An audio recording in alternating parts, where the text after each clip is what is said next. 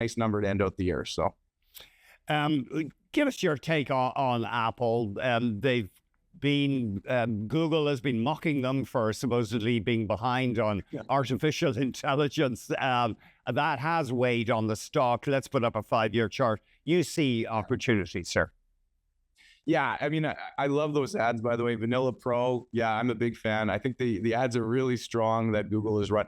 But in saying that, I think that Apple is the sleeping dragon that's not going to go away. And like the ecosystem is so strong with services and devices.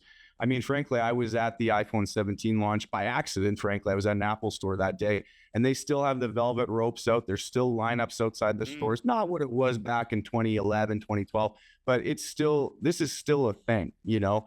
And so Apple has this really strong ecosystem. Now, what they've done more recently, I think, is really encouraging on the AI front. First of all, they've set up their devices to be very strong in the AI space. So, they've got higher compute power. They've got set up for, they've opened up so third-party developers can get in there and make sure that the experience with AI is going to be better.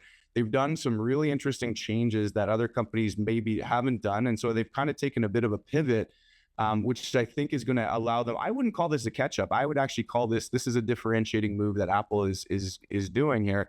And I think that over the next 12 months, we're going to see execution on that strategy. So, I know that, Google and Android devices are looking really strong. And frankly, we're an owner of that company as well. But I wouldn't count Apple out yet. I think it's been a bit of a sleepy dragon here, and I think they're waking up.